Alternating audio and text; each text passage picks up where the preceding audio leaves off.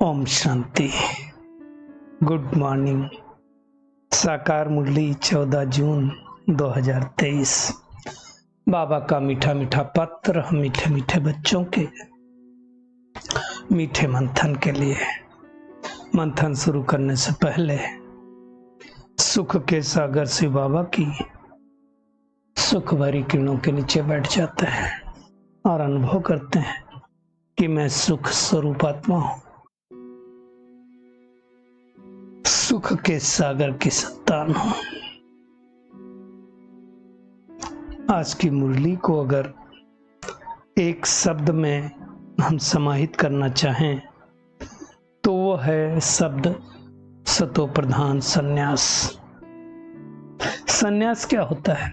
देखिए, एक होता है हद का संन्यास और दूसरा होता है बेहद का संन्यास। दुनिया में जो घर बार छोड़ करके जंगल में चले जाते हैं, बाल बच्चों को छोड़ करके चले जाते हैं, उनको हद का संन्यास कहा जाता है। बेहद का संन्यास क्या होता है?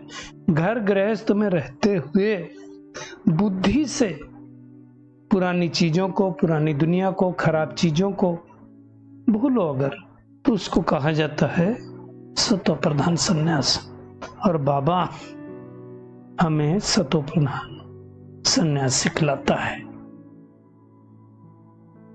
बाबा कहता है ना कि तुम बुद्धि से भूलते हो। अब सतो प्रधान संन्यास अगर क्यों करना है हमें? बाबा कहता है तुम्हारे ऊपर बहुत बड़ी जिम्मेदारी है। कौन सी जिम्मेदारी है? खुद पावन बनकर सारे विश्व को पावन बनाने की। आज सृष्टि पर इतना जो पापाचार, भ्रष्टाचार, अनाचार, दुराचार, अत्याचार, अनाचार बहुत बढ़ गया। क्यों बढ़ गया? अपवित्रता के कारण। तो बाबा कहता है सारे विश्व को पावन बनाना है और सारे विश्व को पावन बनाने के लिए हमें पावर की आवश्यकता है। बगैर शक्ति के तो कुछ हो नहीं सकता है। और शक्ति कैसे मिलेगी? बाबा को जब हम निरंतर याद करेंगे। इसलिए है ना, गुरु ग्रंथ में भी गाया लिखा हुआ है, सिमर सिमर सुख पाओ। तो सिमरो, याद करो, और जितना याद करेंगे उतना आत्मा पावन बनेगी। क्योंकि याद अर्थात योग कहा जाता है। योग क्या है? अग्नि है। तो उससे आत्मा पावन बनती है, विकर्म विनाश होते हैं, और फिर उस आत्मा के अंदर पावर आती है तो आत्मा अनेकों को परिवर्तन करने के निमित्त बनते हैं। अब देखो, हम एक सन्यासी थे, बाबा जी थे जो जिनसे मिले थे, तो बाद में पता चला उन्होंने अपनी पत्नी को छोड़ा, उनकी एक बच्ची थी उसको छोड़ दिया। छोड़ करके बहुत दिन 10-12 साल कहीं जा करके रहे, जो दुनिया में सन्यासी करते हैं। बाद में वापस फिर आए और बाद में देखा उनको थोड़ा अटैचमेंट हुआ, तो बच्चे का पत्नी के पास फिर जाने लगे, शादी वादी भी कराई। मतलब तो ये सब उनका जो सन्यास है कोई बेहद का सन्यास नहीं है ना।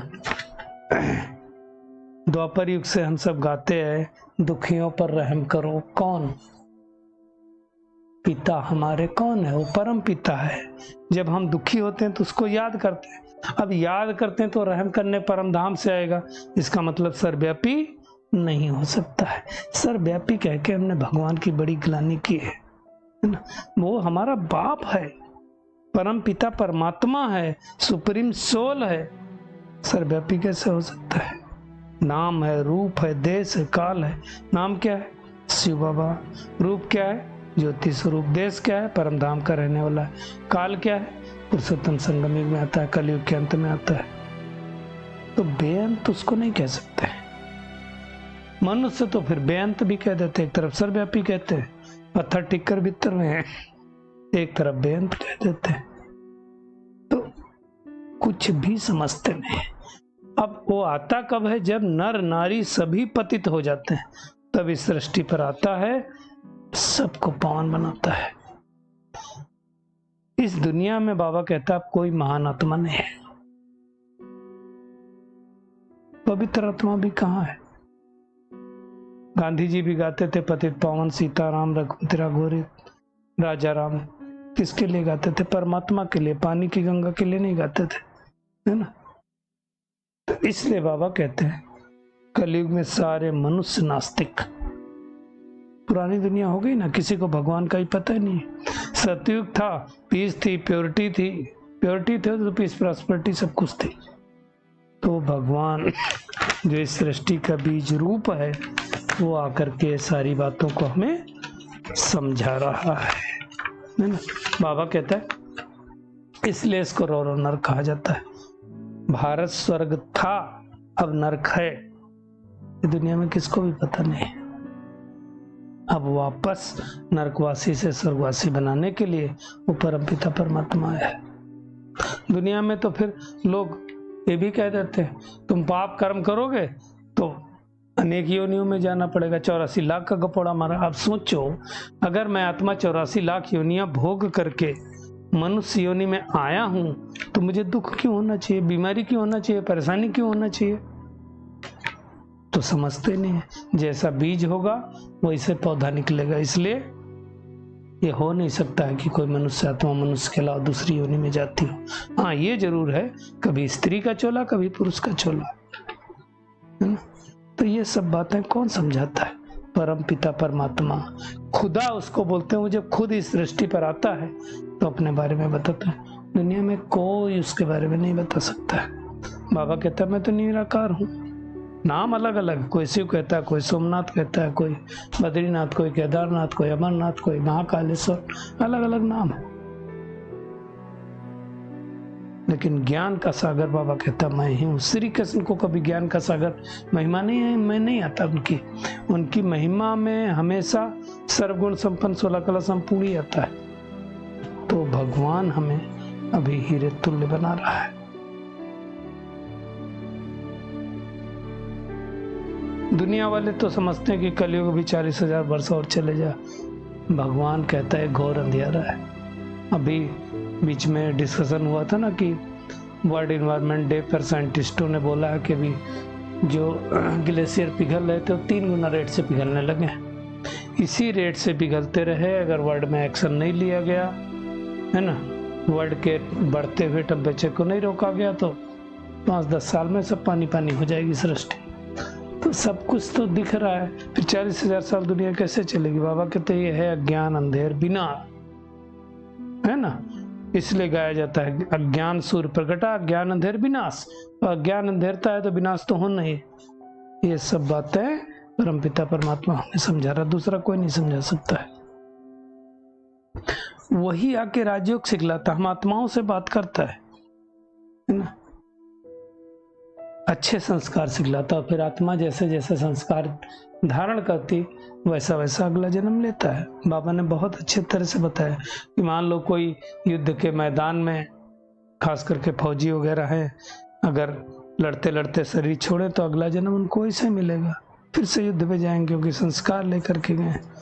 तो अब बाबा कहता है माया ने तुमको ना लायक हम नहीं बचे, भगवान आकर के हमें लायक बना रहा है। वही हमारा सच्चा शिव साजन है, उसको बड़े प्यार से याद करना है। उसने आकर के कलश माताओं पर रखा है। इसलिए दुनिया में भी कहते हैं माता गुरु बगैर किसका कल्याण नहीं होता है।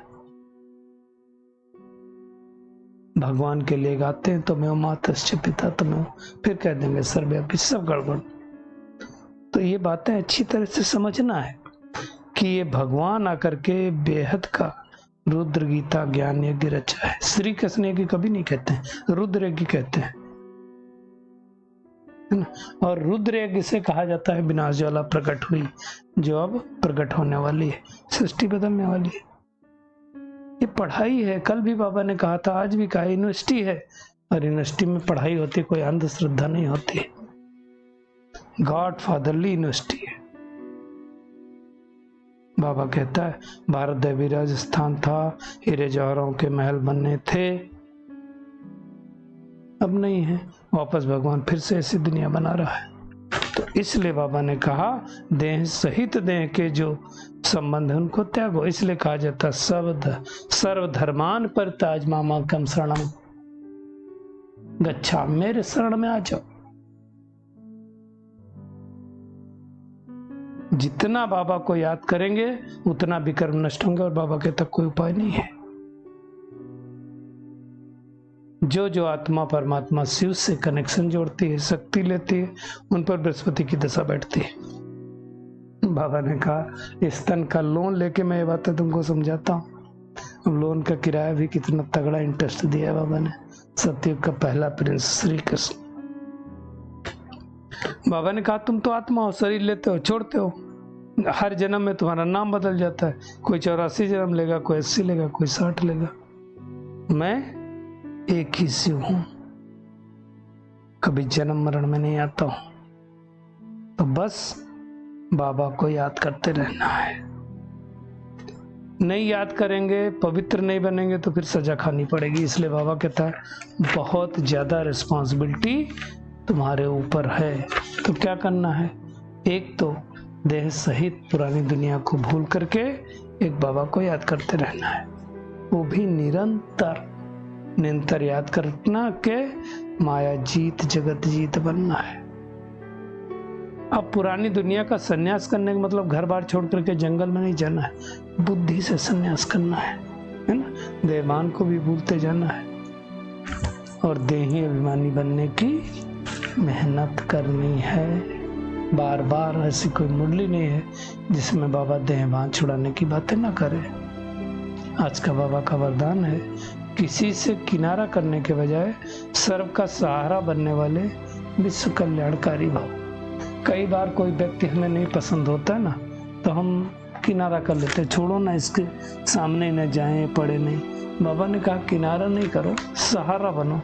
बाबा ने कहा सारे कल में ब्रह्मा बाप और ईश्वरीय परिवार के संबंध संपर्क में आने वाली आप श्रेष्ठात्मा। आप किनारा करने वाले नहीं हो, लेकिन विश्व का सहारा बनने वाली विश्व कल्याणकारी आत्मा हो। तो किनारा कैसे कर सकते किसी का? बाबा ने कहा परिवार के अविनाशी प्यार के धागे के बीच से निकल नहीं सकते। भगवान का प्यार है, परिवार का विनाशी प्यार है, तो निकलना क्यों? इसलिए बाबा ने कहा कभी किसी भी बात में, किसी स्थान से, किसी सेवा से, किसी साथी से किनारा करके अपनी अवस्था अच्छी बनाने का संकल्प नहीं करना।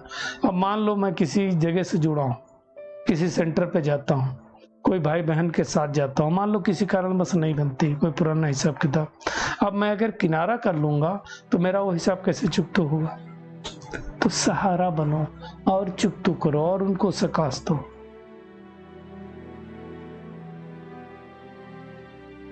किनारा करके मैं दूर चला जाऊं, अपनी अवस्था अच्छी बनाने का संकल्प नहीं करना।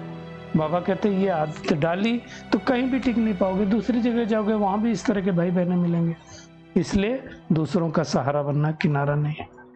स्लोगन है कर्म भोग का वर्णन करने के बजाय क्या करो? कर्मयोग की स्थिति का वर्णन करो। कैसे मैं कर्मयोगी हूँ? मातेश्वरी जी ने ओम शब्द की बहुत अच्छी अर्थ बताई है। ओम माने मैं आत्मा हूँ, शांत स्वरूप हूँ, बस इतना समझना है। चलिए परमात्मा किरणों के नीचे बैठ जाते हैं और अनुभव करते हैं। एक परमात्मा को निरंतर याद करने वाली पुरानी दुनिया और पुराने देह से ममत्व निकालकर अपना बुद्धि योग अपने पिता से लगाने वाली, अपने विकर्मों को नष्ट करने वाली निरंतर योगी आत्मा हूँ। हर आत्मा का सहारा बनने वाली विश्व कल्याणकारी आत्मा हूँ। कर्म भोग का वर्णन के करने के बजाय कर्म योग की स्थिति का अनुभव करने वाली कर्मयोगी आत्मा हूँ। शुक्रिया मीठे प्यारे बाप दादा, शुक्रिया आप सभी का इस मीठे मंथन के लिए। ओम शांति।